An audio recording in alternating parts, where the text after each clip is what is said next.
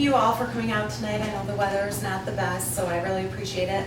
Also, this is a topic that's near and dear to me, so I love to talk about it. So I'm glad you guys all want to hear about it. I've been a physical therapist for over 13 years. I'm with Athletico presently. In the last, in about the last 5 years, I've been treating headache patients. And basically it just started, it sparked my interest. I'm a manual therapist, so my fellowship training is in differential diagnosis and manual therapy. And the techniques that I learned for cervicogenic headaches, I started using with patients, and the patients got better. So I was like, oh, this is pretty cool. So patient has a headache, you know, you treat the neck, they get better. And then I realized not all patients were candidates for manual therapy, so now I'm like, what do I do with my patients? So that's kind of how I started and how it all snowballed from there. So basically the information that I'm going to present to you is based on information that I learned through my fellowship training and also on current research. So before we get started though, I want to know about you guys. Like, do you have experience treating headaches, or do you just want to learn more about headaches? Or what? Why are you here? My boss has headaches. So I got off work early so I can come here and learn about headaches. A reason to take off work early, you know. I own a clinic in Naperville, and we do have a therapist that specializes in headaches. He does a lot of dry needling and manual therapy, so I'm just curious to see different techniques and learn about it. Perfect. Perfect. Okay. Anyone else? Once in a while I have a headache patient, and I just wanted to see what's out there.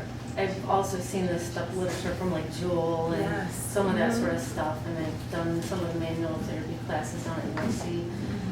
But I just wanted an overview of someone else's learning moves. Okay, very cool. Okay, so June was physical therapy, or June was Headache Awareness Month last month, so we did a lot to promote. So that's purple is the color for headache awareness, just an FYI. So basically, the objectives for this, I just wanted everybody to gain knowledge of the prevalence of headache, also understand our role with the headache sufferer, be able to identify which headaches are appropriate for physical therapy, because there's a ton of different types of headaches we'll talk about. Also learn additional subjective questions that we, you know, we all know subjective questioning, but there's some tweaks we can make for the headache patient. Learn additional tests and measures that we may not already be using in the clinic, but we'll definitely use a lot of things that we already do in the clinic.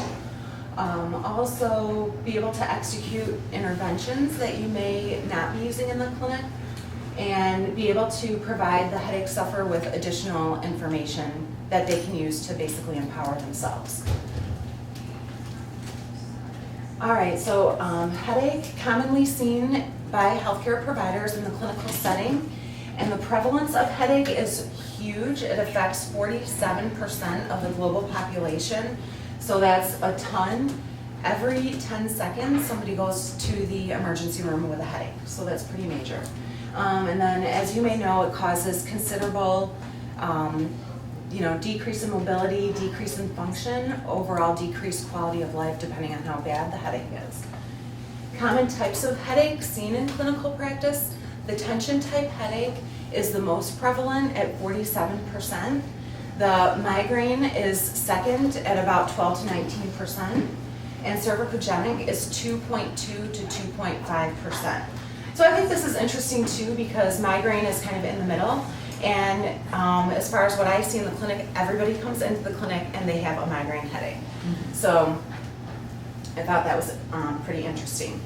As far as the non-pharmacological interventions for headache, there's a lot of different ones, and of course PT is one of them. And for certain types of headache, PT is proven to be successful in decreasing or resolving symptoms of certain types of headaches, decreasing the duration of the headache, decreasing the patient's use of medication, also just improving function, so maybe not necessarily decreasing their pain depending on what type of headache they have, but we can improve their function, and just improving quality of life, and that's huge. A lot of times these headache patients get passed around from healthcare provider to healthcare provider because they're either misdiagnosed or people maybe aren't up on headache and what types of headache they may have. And they might go from primary to neuro, get tests, nothing shows, and then they're just really exhausted and frustrated, and they come to us. So we're the ones to really, do a good exam, ask the right questions, and figure out if we're the ones that are going to treat them or if we need to refer them. So say even if we can't treat a headache patient that walks in, I feel really confident that we should be the ones to refer them on to who they need to see. So we'll talk about more of that later. But as far as the classification of headache, are you guys familiar with the International Headache Society, the classification of headache disorders? So this is something when I first started treating headache patients, I didn't really think anything of. And then as soon as I realized I couldn't treat every headache walking in, I started looking more into this classification and how the physicians are classifying headaches. And this is how I started to align with the physicians that see headache patients to kind of like start to talk the same language. So I think it's important for us as therapists to know that this paper is out there. This is the 3rd edition is in the works now, but basically it's a paper that classifies. Denise, could you just speak a little bit louder? Sure. Definitely. Thank you. So basically this is a paper that classifies the headaches. There's over 14 different categories of headaches with over 120 subcategories. So there's just a ton of headaches, and the physicians also use this paper and the healthcare providers if they're doing research. So if you're doing research or a case study on a headache patient, they classify headaches by this paper. Okay, so the headache diagnosis is pretty much based a lot of times, especially what we're going to see in the clinic, on what the patient is going to tell us. So it's based on the location and frequency of their pain, the periodicity, can't say that word, but does the headache occur in intervals? That's what that is.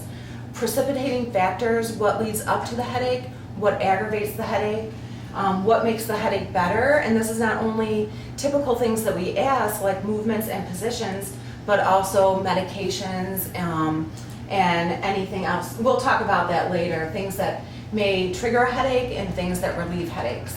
Also associated traits such as nausea, dizziness, vomiting, and whatnot. And then as far as diagnostic tests, we all know patients come in and they're like, my doctor didn't do an MRI, how are you going to know how to treat me?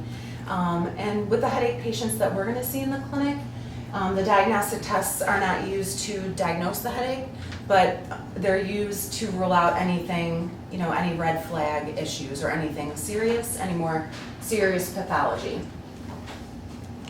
So we don't need that to diagnose our headache patient.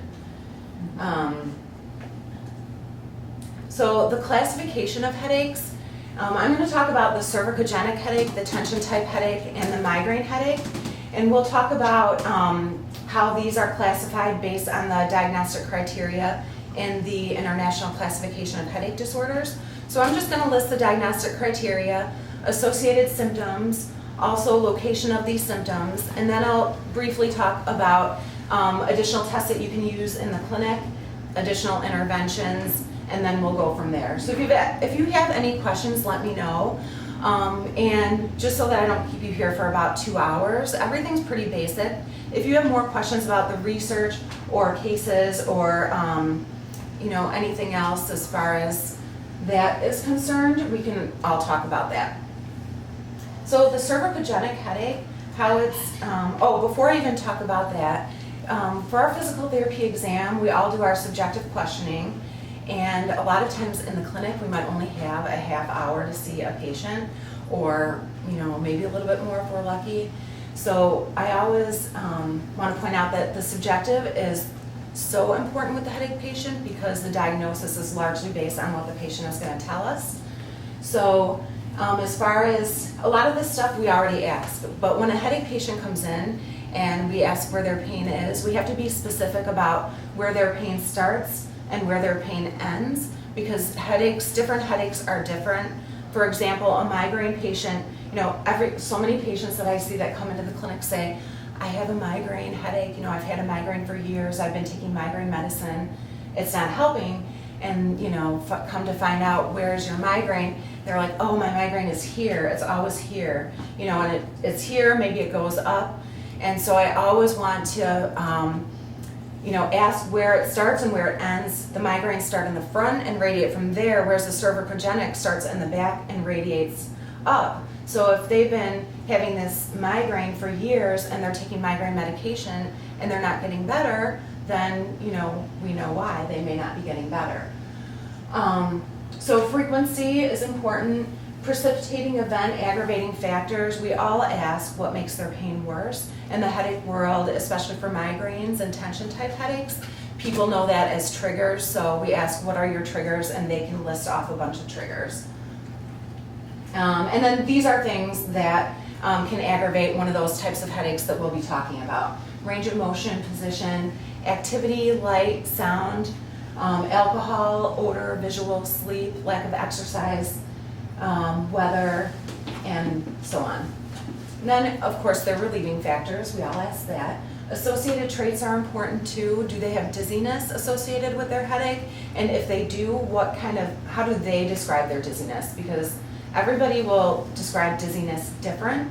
Do they describe their dizziness as a feeling off or imbalance? Or do they describe their dizziness as like spinning? Nausea, loss of conscious, they have a head injury, amnesia, confusion. Do they have an aura? Do they feel something weird before their headache? Or do they see something weird before their headache? Weakness, all those questions. And then other things too, what medication are they taking? Because if they're taking a medication that's not appropriate for what type of headache they have and they're not getting better, we want to know that.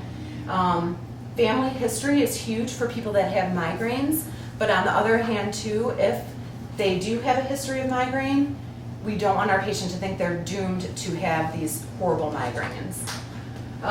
Diagnostic exams, schedules are huge, especially for the tension type, well, especially for migraine headaches. Do they sleep regularly? Do they eat regularly? Do they exercise regularly? So we sometimes give certain patients a headache diary that they fill out, and that includes all of this stuff. And then our outcome measures, the Headache Disability Index is 25 questions, and it concerns their functional and social well-being. There's also a Migraine Disability Index and a headache, headache, no, I can't think of what that is, HIT6. Anyways, that's another one that you'll see in the research. Okay, so then, of course, with our subjective history, we want to rule out all the red flags, and that includes all of these. So if you do have a patient and they have a headache, but their headache changes, the characteristic changes, the intensity changes, that may be a red flag, it may not. Definitely anything associated with fever, rash, history of cancer, neuroscience, moderate or severe with exertion, a new headache over the age of 40 in the headache world is considered a red flag, and also a constant headache that's the same location. Okay, so I'll talk a little bit about the cervicogenic headache first. This is a type of headache I think in physical therapy most therapists can make a huge impact on it. These headaches should get better. Really, physical therapy is the first line of defense for this type of headache, and these patients can get better in 3 months of conservative care. Anecdotally, I see a lot of patients with this, and I've had patients that get better in as little as 4 to 6 visits, so that's huge. The diagnostic criteria is listed, so as far as the International Classification of Headache Disorders is concerned, the patient has clinical lab or imaging evidence of disorder of the cervical spine or tissues in the neck, and then they have to have 2 of the following. So the headache has to have developed in close relation to the onset of the cervical spine insult. Also, the headache improves when you improve the cervical spine injury or insult. Patients may have a limited range of motion with provocation of symptoms. Headaches resolve with a diagnostic block of, usually it's C2-3 that we're talking about. Cervicogenic headache patients Along with their headache, they may have neck pain, neck stiffness. They also might have muscle tenderness, shoulder pain, and they may complain of weakness. They rarely have dizziness or nausea, but it has been reported, but usually not so much. With these patients, the location of their headache is going to be either suboccipital, like a fingerprint, thumbprint, handprint type of pain, or the ram's horn distribution into the eye.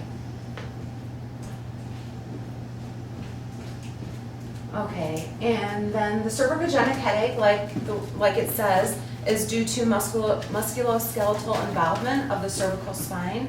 So it could be a hypomobility issue of the upper cervical C0 through 4, joint segment dysfunction. These patients may have musculoskeletal impairments. So we talked about the literature, Joel and her colleagues. So these are musculoskeletal involvement like deep neck flexor, weakness, motor control issues, also axioscapular weakness, and what else do I want to say about that? Just motor control issues. They're not able to keep their head on their neck. They don't know how to activate those muscles. And these patients can have their headache from a trauma or non-trauma, so prolonged postures, positions, and whatnot.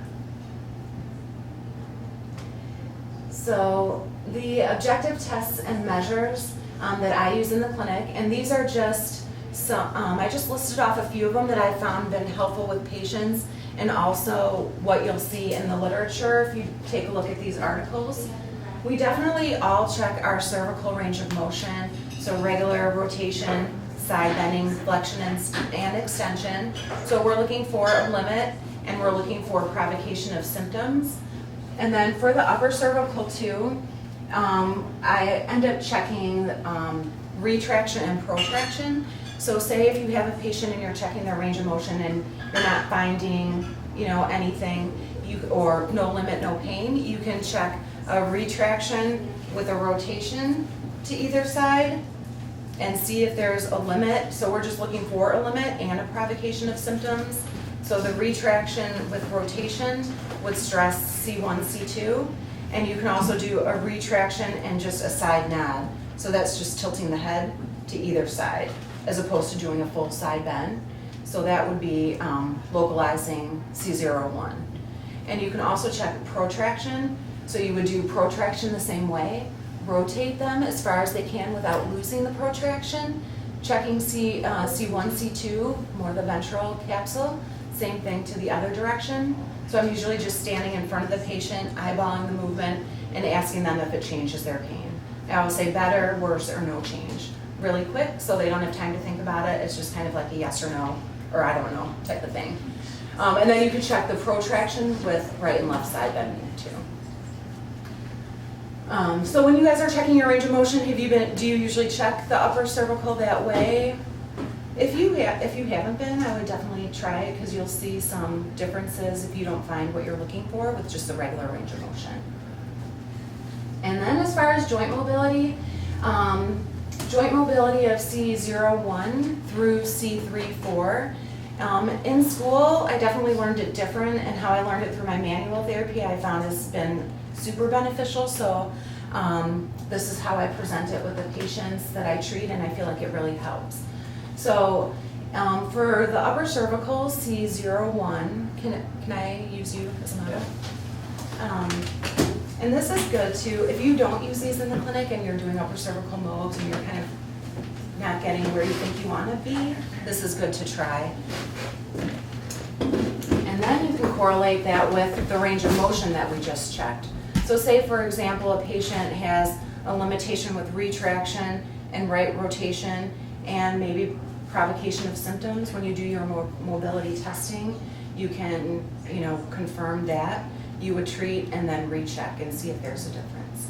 But as far as, so for C01, I usually stand on the opposite side of the patient and find my landmarks. And then basically what you're doing for the retraction is retraction And you can use a 3D motion so that you can stress the very end of the joint capsule. So instead of just doing a retraction, you can rotate away from you and use the coupled motion and do a little contralateral side bend and then rotate a little bit more. So it looks a little bit like this. So I'm stabilizing C2, just cupping under the mastoid process. My elbow is angled downward, and basically I'm just doing a little bit of a retraction, rotating him to the left, so testing the left. And to really stress the end of the joint capsule, you can do a tiny contralateral side bend and then take him into a little bit further range of motion. And do a little bit, you can do an overpressure, check for pain provocation or whatnot. And then you do the same thing with protraction, the same concept, except this time you're protracting, so up and away. So up and away, and now you're rotating opposite. And to get to the end range of the joint capsule, you can do a little bit of a side bend and then rotate even more. So how I learned it with my manual therapy training is a few things that really stood out to me that have really made a difference with the patients is when you do it in the seated position, it's against gravity, so they're loaded. More coupling occurs against gravity, so you could really take them to the end range of the joint capsule. And then with the 3D motion, again, using 3 planes of motion, you're really, again, stressing the joint capsule. And sitting is a functional position too. So you can really do this in any position that works for you and the patient. But again, I just found that it was pretty useful with the patients that I see. So that would be your upper cervical, C01. For C1, 2, since the joint surfaces are more in a horizontal plane, your arm positioning is just different, but you would basically do the same thing. Same concept of the 3D testing. So relax your head. So I'm stabilizing C2, cupping C1, and basically retracting and rotating. You could do a little bit of an opposite side bend and then take them into more rotation, like that. And same thing for protraction. Has anybody seen these or done these in the clinic? It's supine. Pardon? Supine? Yeah, I think with a lot of the literature, I think most of it is supine that I've read. So, and if you feel like supine isn't getting you to where you need, or you have to, definitely try these. And you won't; these aren't always going to be the ones that you might go to if the patient can't sit in this position, or if they're just not comfortable, or if they're too guarded. The other test that's out there, there's a couple articles on this. This is the cervical side bending end feel test. And this is a quick test too you can do while the patient's seated. So basically what you do, this is for C2, 3 on down. You're going to stabilize the caudal segment. So now your hand is going to be directed 45 degrees towards the orbit just to respect the joint, the position of the segment. And with this, so I'm finding C2, go down to C3. So I'm going to side bend 2 on 3, 3 on 4, 4 on 5. And basically, can you turn the chair forward? So basically this one's different because now instead of testing right and left, you're testing cranial to caudal because you want to see a successive increase in motion as you go down to each segment. So it would look like this. Relax your head. So side bending causes an automatic synkinetic rotation and also extension too. So you're still getting a 3D motion and stressing the end range of the joint capsule. Like that. So you should see more range of motion.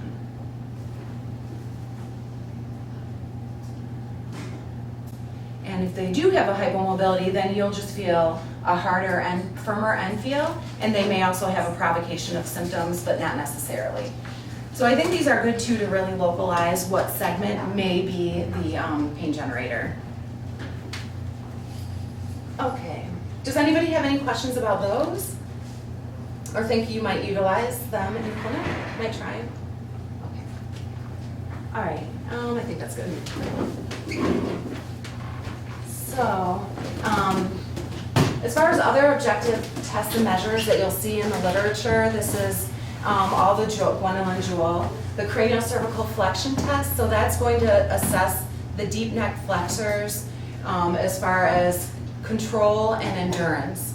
So what you'll do is, in the clinic, we sometimes just use a blood pressure cuff, but if you've seen the pressure biofeedback unit that you use for lumbar, you can use for cervical.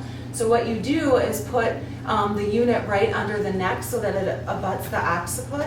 And then first what you'll do is just see if the patient can perform a gentle chin towards throat.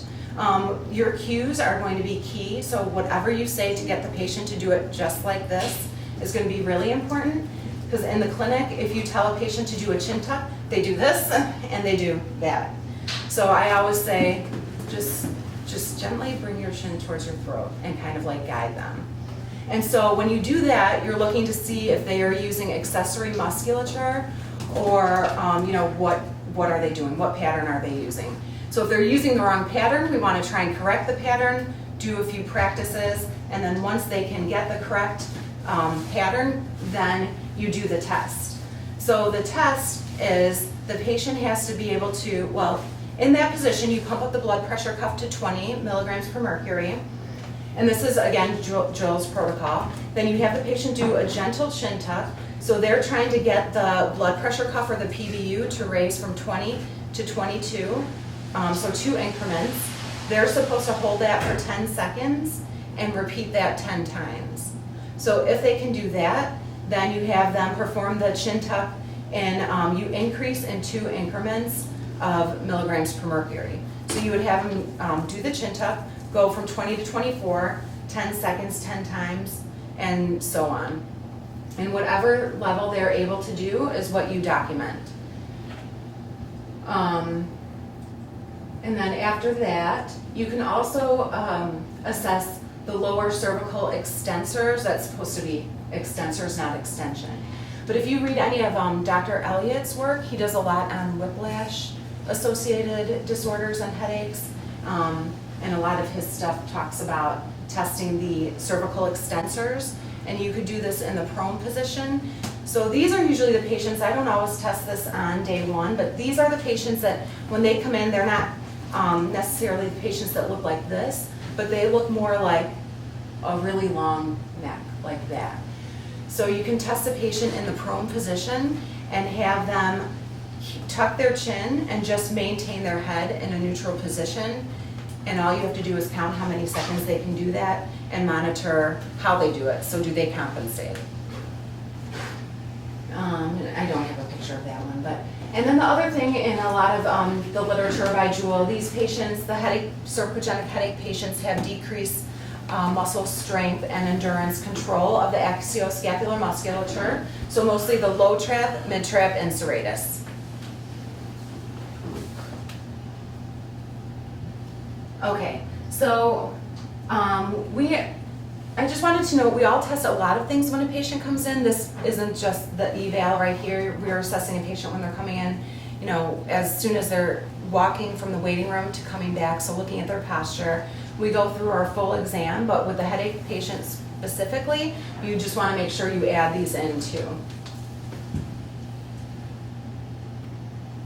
Okay, and then as far as the physical therapy interventions, so whatever the patient is limited with or whatever provokes their symptoms, we're going to address. So I really like the manual therapy part because the way you test it is basically going to be the way you treat it. If you're doing the sitting test or if you're doing probably the supine test. So if you do have a patient and you're short on time and you're doing your testing and they're limited and it's reproducing their pain, you can actually just do an end range mobilization and hold it there for a sustained stretch, 40 to 60 seconds, or you can do an end range oscillation. So for these patients, I found that it's most beneficial just to take them to the end range of the joint capsule to provide the most input. And you could use, as far as dosage, I use anywhere between 30 to 60 seconds for about 3 to 5 repetitions, so it just depends. So manual therapy is exactly how I showed the testing.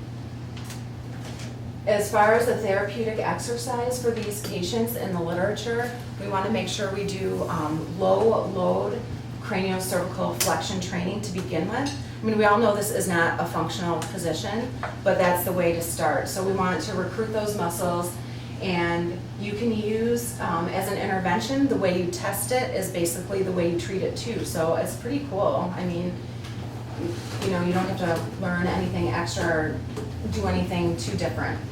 And as far as the control, other things you can do for craniocervical flexion training, once they can recruit those muscles and, you know, they have no problem with the endurance, you can also be a little bit creative and have them do things where they, you have them watch if it's a blood pressure cuff, they're gonna watch to see how they do. So you have them retract, they're looking at the dial to see what goal they're trying to achieve, and once they can do that, no problem compensating, then you can have them say, okay, see how that feels? Now I want you to close your eyes and think of getting to that same position. So you can train them that way as well, so proprioception. And then also you definitely want to progress them to an upright position. So we're not going to be laying down, you know, for their whole sessions doing these chin tucks.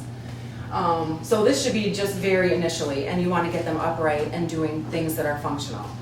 So in this picture, she's doing a chin tuck with TRA and working on scapular retraction. So that's pretty basic, one of the most basic exercises initially for treatment, but then definitely progressing to function. So that might include anything from performing squats, maintaining a TRA, chin tuck, doing anything from lifting to whatever they need to be able to do functionally.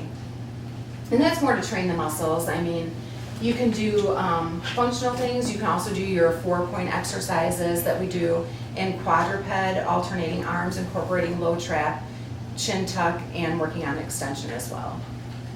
So a lot of things that we're already doing in the clinic. Okay, and then with lower cervical, your extensors, not extension, but what Dr. Elliott has in his papers to train these muscles, he uses a lot of 4-point exercises. So in the 4-point position, having the patient flex and then come back up utilizing a chin tuck into the neutral spine position. Also, you can do that prone on elbows. You can have them hold a chin tuck, neutral spine, alternating arms, alternating legs, depending on what muscles you want to incorporate. Because we can't talk, we want to include the axioscapular muscles, low trap, mid trap, and serratus. And as far as, I was reading one article in JLSPT, I think it was, that talked about the best exercises to do to recruit lower trap and mid trap without upper trap compensating. And one of the main exercises was the prone T exercise. A lot of us use in the clinic. All right. So as far as the outcomes, I didn't get specific with the outcomes. So if you want any of the more specific details with the research, let me know. I have the articles, but I don't have the exact data memorized. But so what's out there is that manual therapy, either manipulation or MOBs, by a chiropractor or by a PT, helps to decrease the frequency of headaches and also decrease medication use. The therapeutic exercise, so the low load exercises, craniocervical flexion exercises, help to decrease the headache frequency and decrease medication use. And then ultimately what was found is that the manual therapy plus therapeutic exercise is most beneficial to decrease all of the above, and includes the decreased headache duration.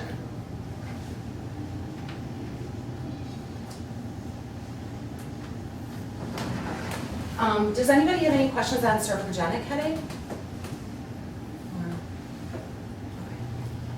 Okay, so for the tension type headache, do you all see patients that have tension type headaches in the clinic? So this type of headache is classified by the International Classification of Headache Disorders. These patients, their headache lasts 30 minutes to 7 days, and the quality of their headache is different, but they have to have at least 2 of the following. So bilateral location, different from a cervicogenic headache, which is a lot of times unilateral. And they complain more of a pressing, tightening type of feeling of mild to moderate intensity. So that's different from your migraine, which we'll talk about. And their headache is not aggravated typically by everyday activity. And whereas a migraine patient, their headache usually is. So I use this too for an educational piece for patients that may have tension type headache, the patients that want to call and cancel, maybe their headache is aggravated and they're not feeling well, and they're like, I'm having my headache, should I come in? Should I not come in? I just want to rest. And if it's this type of patient, you can confidently say, well, your headache probably won't get worse with what we do, so why don't you just come on in and we'll see what we can do. Whereas if a migraine patient comes in and they're in their migraine state, if we tell them to come in, we're really doing a disservice to the patient. And they will probably not come back either. The tension type headache, they typically, they don't have nausea or vomiting, and they don't have both of the sensitivity to light or sound, but they may have one or the other. Okay. So for tension type headache, associated signs and symptoms, trigger points is huge. These patients may have trigger points in the upper trap, the sternocleidomastoid, the suboccipitals, and also temporalis. They also, so that's pretty much like one of the hallmarks of the tension type, but they do also have motor control impairments because of what's going on with the trigger points and what's going on with their pain. They may also have decreased endurance of the neck flexors, and definitely postural abnormalities may contribute to their symptoms. Okay, and then this I'll just briefly talk about because this, the sensitization, peripheral and central, can be a whole, like an 8-hour talk. So I just briefly listed, tension type is usually due to peripheral or central sensitization. So basically they have an injury or an insult. It could be something, just some postural stress or whatnot, and that's gonna set this off. So it's gonna cause pain-producing substances to be released. So that's your, like, bradykinin, substance P, and whatnot. The peripheral muscle nociceptors become sensitized, and that's going to cause local pain and also an increase in the trigger point pain. So that's why it's important for these patients too that we identify them as quickly as we can, because these patients, once they're set off, if their pain occurs over a certain amount of time, they're going to become centrally sensitized. And when that happens, then it's going to be harder to calm their symptoms down. So the central sensitization is just basically caused to prolonged peripheral sensitization. And then this is where the pain is no longer local, but it can spread beyond the site of the injury. And key signs to key you into this is that patients may have allodynia or hyperalgesia. So, you touch them and they have a huge pain response, and with a stimuli that shouldn't necessarily cause a huge pain response. Okay, and so for the test and measures for the tension type headache, we just need to make sure, we do all of our usual testing, like I said, check your range of motion, posture, whatnot, but we really want to assess trigger points for a trigger point referral, because that's going to be huge with these patients. So just put all the referral patterns on here, the ones that we typically see in the clinic. Upper trap, suboccipital, SCM, temporalis.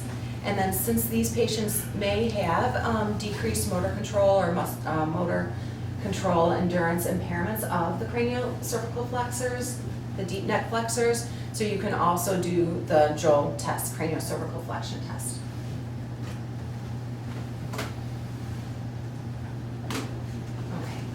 And then as far as the physical therapy interventions that are out there for trigger points, there's a ton. I mean, you can use soft tissue massage, you can use stretching, you can use transverse friction massage, and dry needling. Does anybody do dry needling? Not me, but one of my therapists does. Yeah. He gets really good results with that. I know. Do you do? You don't do? I do it in the clinic, and Mick does it too.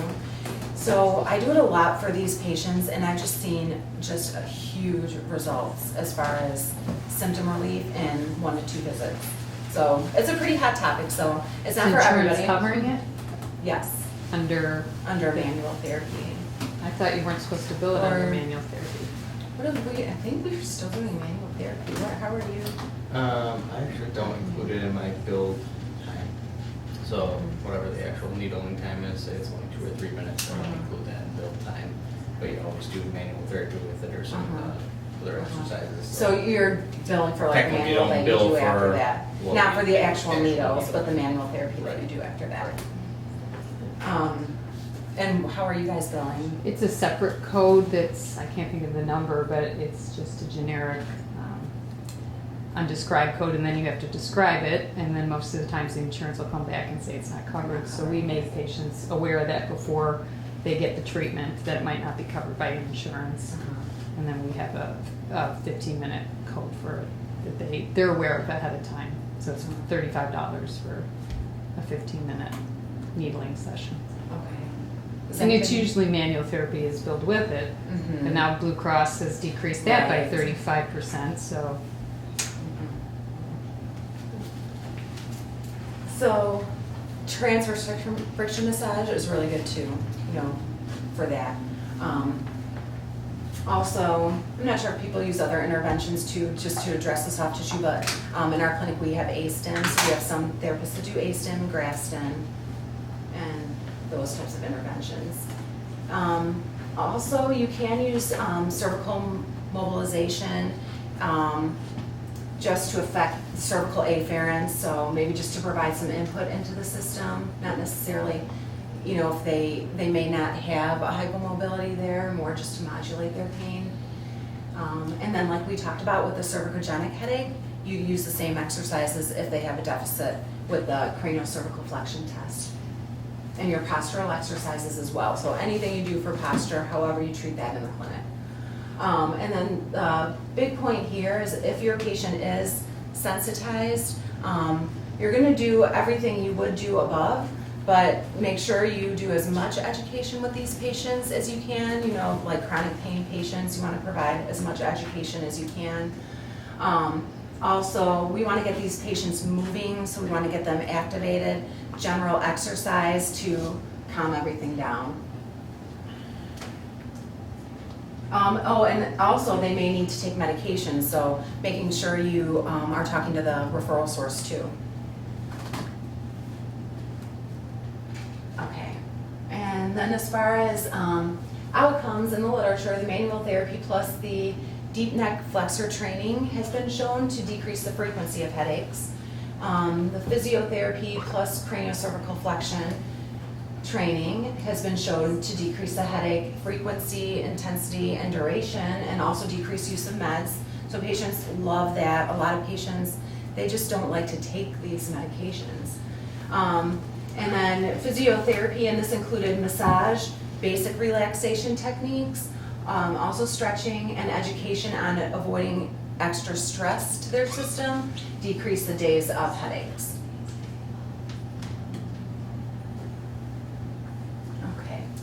Does anybody have any question about tension type headache? That's just kind of it in a nutshell. Okay. And then your migraine headache. So the migraine headache is definitely a different bird.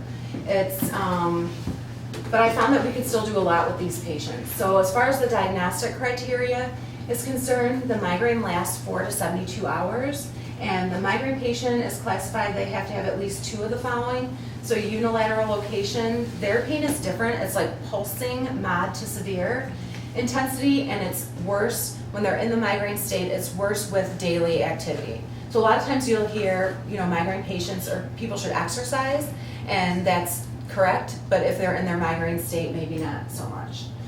Migraine headache, during the headache, they have to have at least 1 of the following: nausea or vomiting, or sensitivity to light or sound.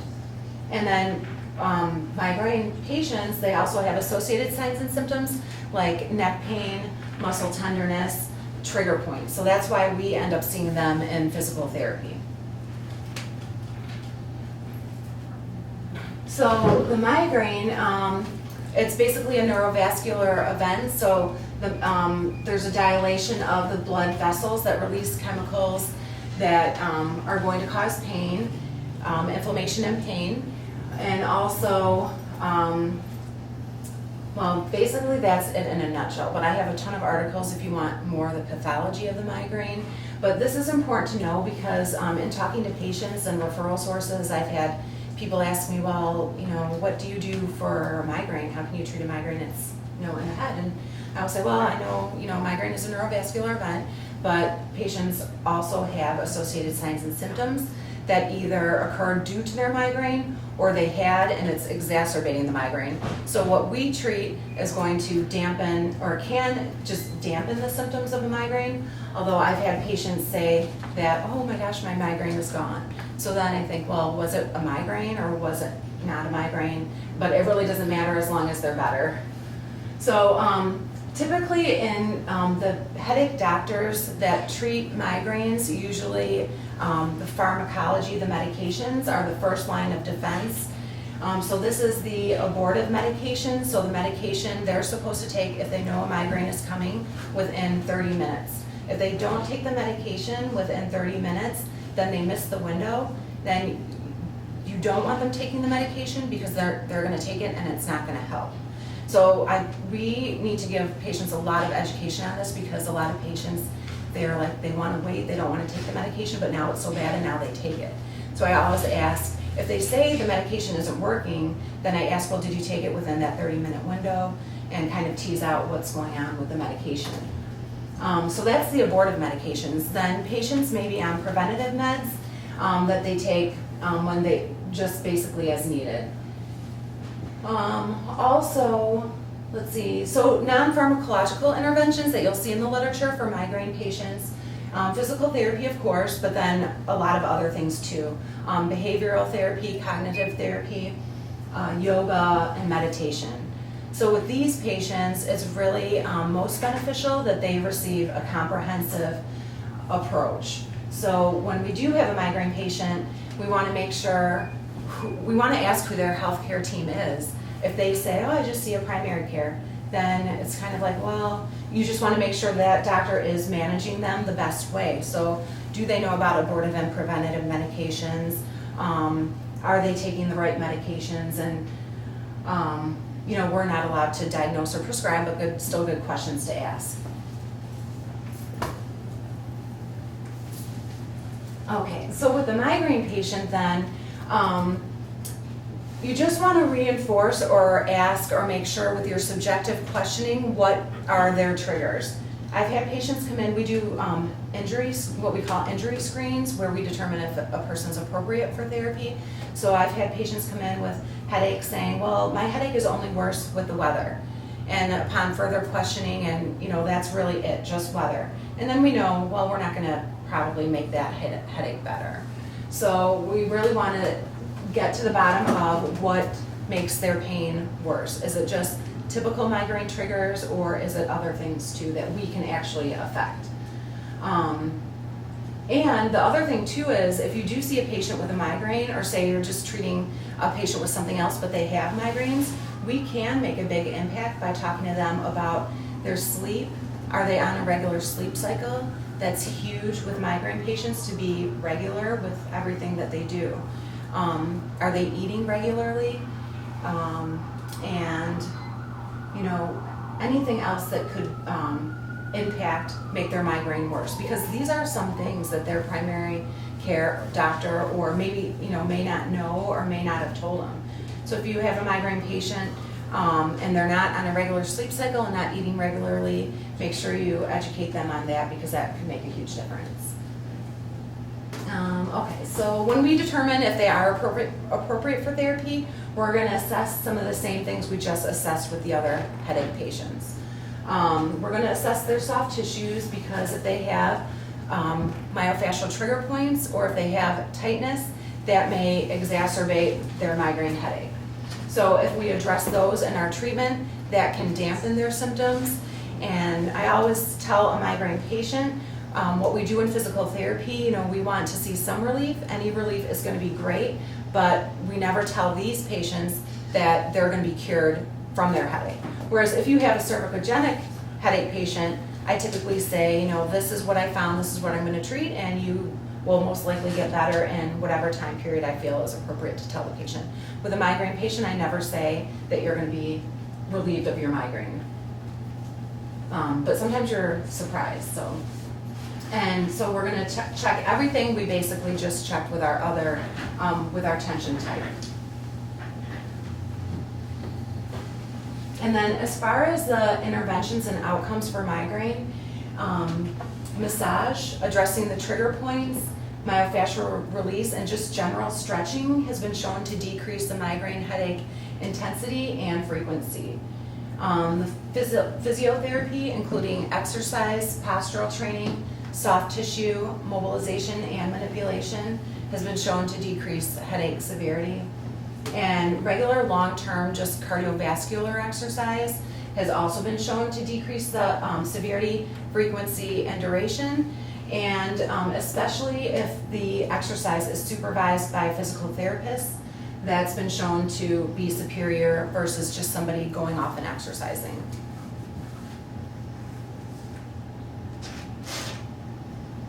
So again, I just talked a little bit about this, but our goals for the migraine patient are different, might be a little bit different. So we're here for these patients to increase their functional mobility, get them moving, dampen their symptoms, not get rid of their symptoms. Also provide education. So this patient, it might be the first time that they're told they need to be on a sleep cycle or avoid certain foods. So if you're comfortable talking to them about that. So a ton more education with these patients than I usually give any other patient. And so basically the consensus in the literature is that the treatment is most effective when it's combined with other treatments. So the multidisciplinary approach with biofeedback, relaxation, general exercises, and medication too.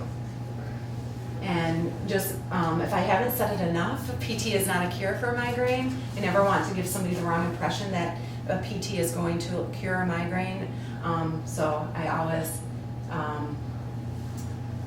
just make that a big point. Okay, and then with, as far as, I just put this on here just because migraine is a little bit different. So the migraine for these patients, I might see them in the clinic 1 to 2 times, usually not 3 times a week. And I progress them super gradual based on the irritability of their symptoms. And at first, I wasn't necessarily so gradual, but I just, after trial and error, I've learned to do this. So I've had patients in the clinic, I had a young girl who was probably about 30 years old with a migraine, and she was so physically fit and seemed so motivated. So I was like, yeah, let's do all this stuff, incorporate all these interventions. And she came back with the worst migraine, and I couldn't get rid of it with further course of treatment. So after that, I learned my lesson to be super gradual with the migraine patients. So an example of a treatment session in the initial stages, definitely the cardiovascular, just get them moving, build up their endurance. Manual therapy might be really gentle at the beginning, and depending on how the irritability of their symptoms are, you can progress them to do more, progress them by doing more, I don't want to say aggressive, but you can do trigger point releases, dry needling, transverse friction, as opposed to just a gentle soft tissue massage. Postural exercises, definitely your simple chin tuck exercises, scapular retraction. A big exercise that I use with these patients is the diaphragmatic breathing exercise. And this I use for many reasons, just to decrease all the tightness they may have and the accessory musculature, but also just to calm them down and dampen their symptoms. And then, we add in simple foam roll stretching, just very gentle. You can do flies, retractions, just get them relaxed, recruiting deep neck flexors, transverse abdominis, just to stretch them out and relax.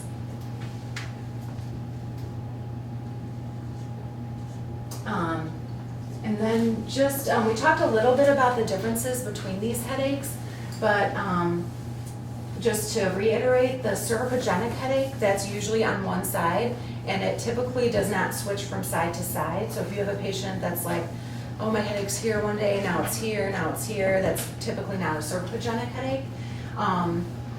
Cervicogenic headache, they have provocation of symptoms with palpation of soft tissue and with head movement, so range of motion. And like I mentioned before, they have that ram's horn distribution typically, or just the pain in the back. So they normally don't have pain here only, or pain that starts here and goes back. It always typically starts in the back and goes forward.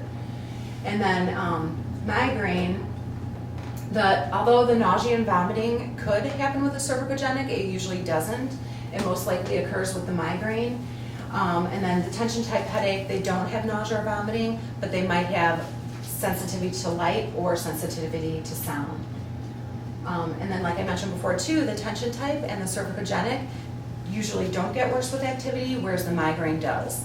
So these are things that when you do your subjective history, you start to form your hypothesis on what type of headache they might have.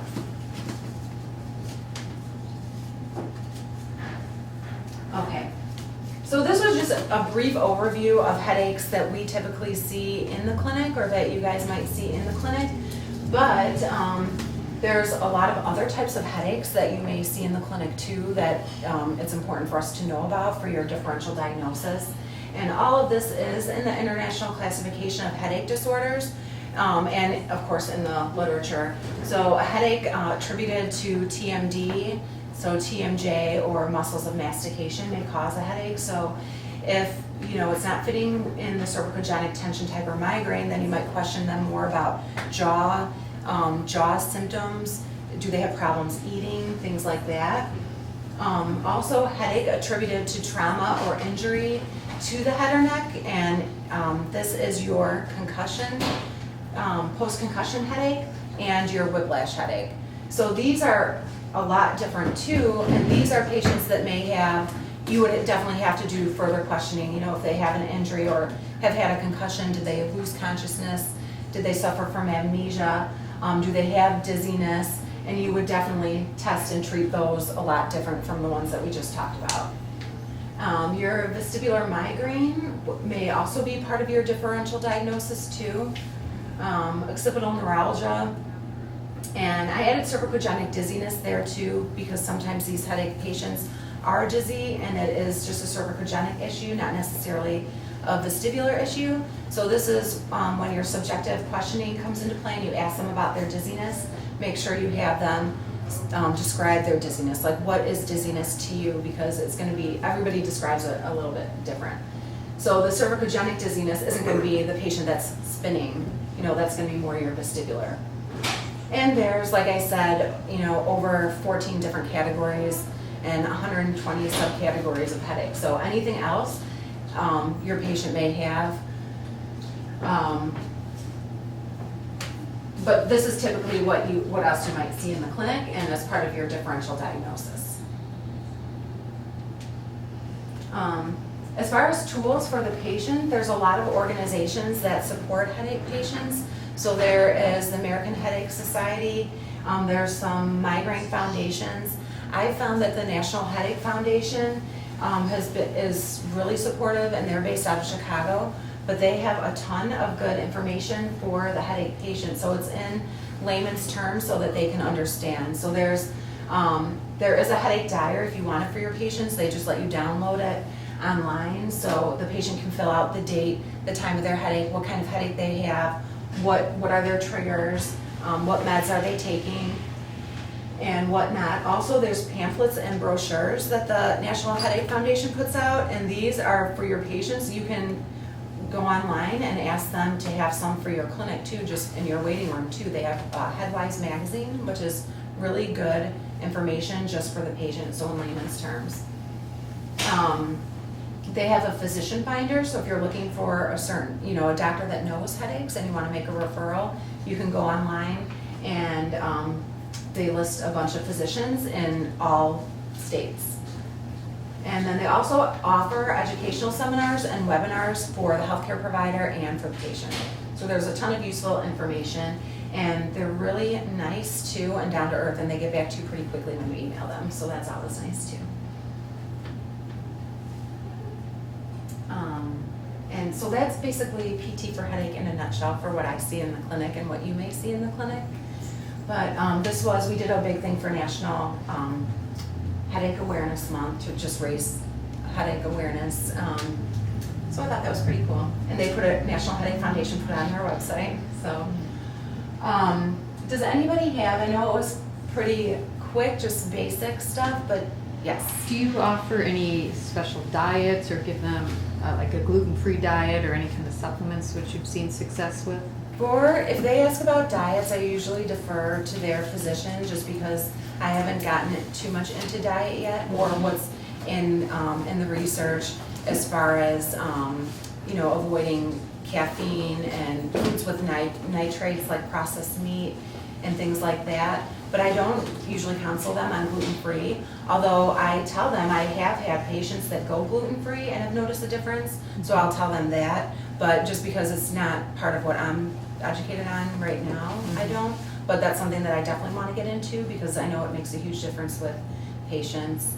Also, a lot of people don't want to take medications, so I want to try and look into herbal supplements or, we were in service last week and one of the doctors was talking about aromatherapy, so anything else outside the box I think could help our patients. Things like that I want to start looking into, but I'm not quite educated to provide that information yet for patients. Have you heard of the cranial cradle? No. That's a product that was invented by a woman that has migraines. And it's basically a little plastic, you've seen it, a green, real light plastic that looks like it would do occipital release. Uh-huh. And so that's, we've had several It's a cranial patients that like cradle. that. Okay. Yeah. That's They're out of interesting. Florida. I saw it at the APTA conference when it was in, where was it? Indianapolis, I think. And I Okay. brought just 12 of them back to see if people would like them, and everybody that bought it, I said, you can return it if you don't like it. Uh-huh. And they all kept it and said it really helped them reduce, even one my friend said she was having a migraine and it helped reduce it when she was on Oh, her good. How much was it? Oh. I think 36 is what we sell them for in the clinic. I think they're so. So you could just find it online, right? Yeah, just Yeah. Google it. I think even Amazon. Okay, that's good to know. Or we're here in Naperville.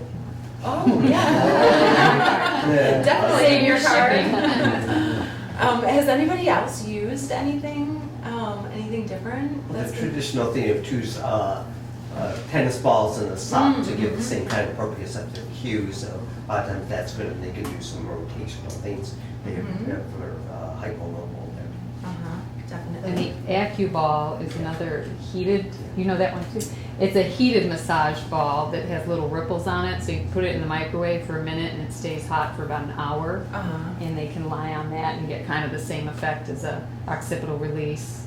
They could do little rotational exercises. It's nice for trigger points in the That shoulder. sounds nice and relaxing Yeah. too. And that was at the Therapy. APTA conference. Oh, yeah, Therapeutic, of course. Yeah, Yeah, People still use it. I like Mhm. gadgets. very good. Does anyone else have any other questions? We have some questions back here. Okay. One question is, which outcome measures is best for suitable for the headache population? We see in clinic like neck disability index, Henry Ford Oh. headache disability index. So that's the one that we use in the clinic, the HDI, the Headache Disability Index.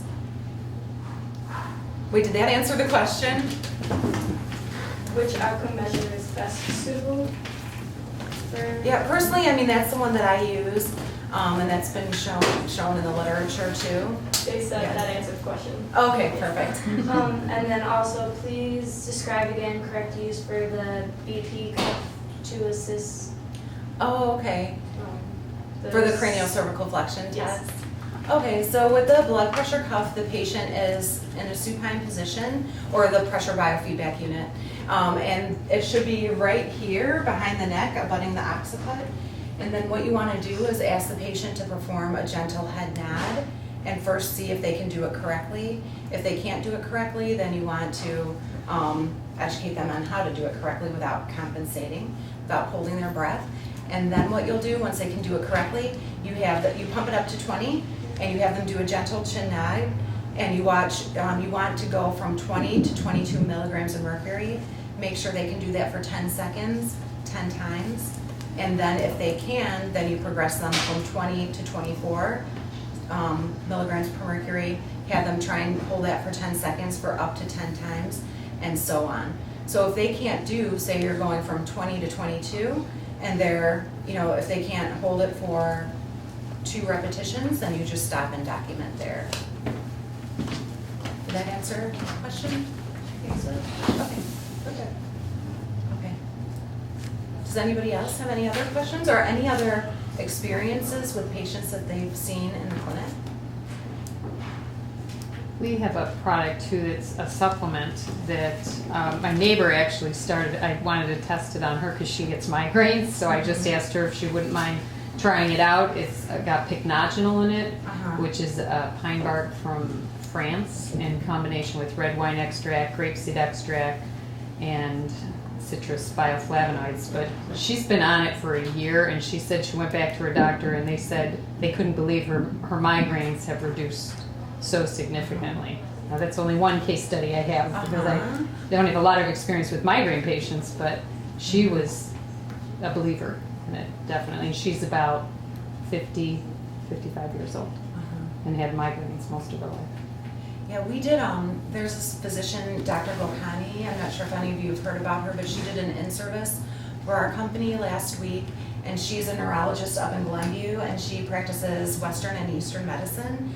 So it was really interesting because it was kind of like outside the box stuff that just you don't see with the doctors that refer, and she did talk about a lot of supplements that she uses, and so and herbs and just different things I feel like really can make a huge impact. And she also, I was talking to somebody about this earlier, but she said, for you as PTs, do you feel comfortable prescribing supplements or telling people what to take? And we were all like, well, no, not really.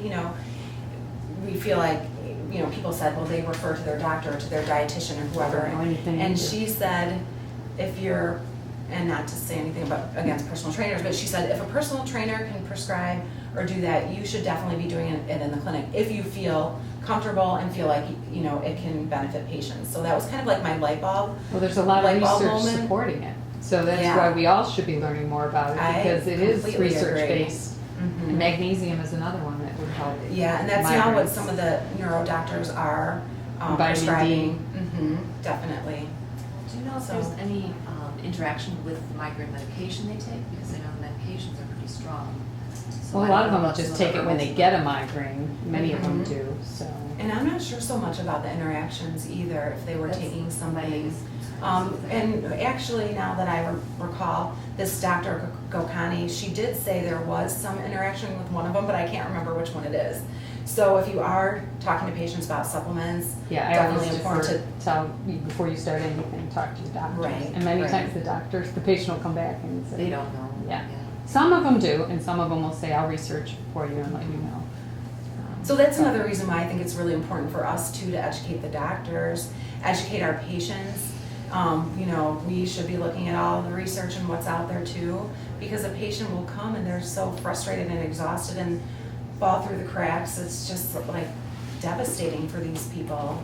And it could be something so simple as change your diet, sleep more, exercise more, and breathe, stuff like that. I have one more alternative thing that I just discovered.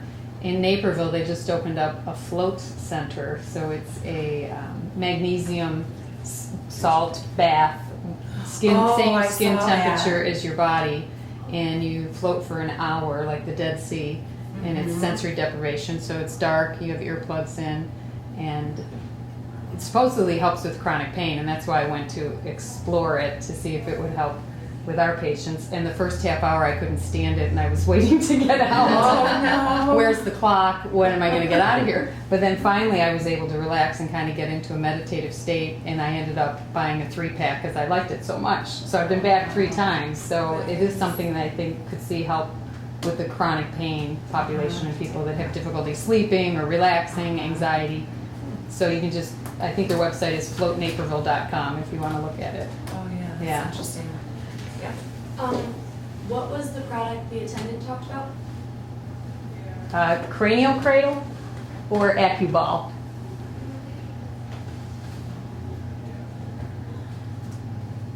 Okay. Another, just one more interesting point about this, about migraines, how you read the literature and it says the first line of defense for migraine is the medications. This physician that spoke to us last week, so she practices both Western and Eastern medicine, and she talked about all this, you know, all the supplements and things like that, so she really changed my mind a little bit about just looking at these migraine patients differently, and there's definitely a place for these medications, but really so many patients are resistant, so if they really do not want to be on these medications and they're not helping, I think it's just so good to know that there's other things out there. Was there a supplement that we talked about? The one I talked about was called OPC3, and it's got pycnogenol in it. Thanks. Nutrimetrics is the company that we have their products at our clinic, so we use.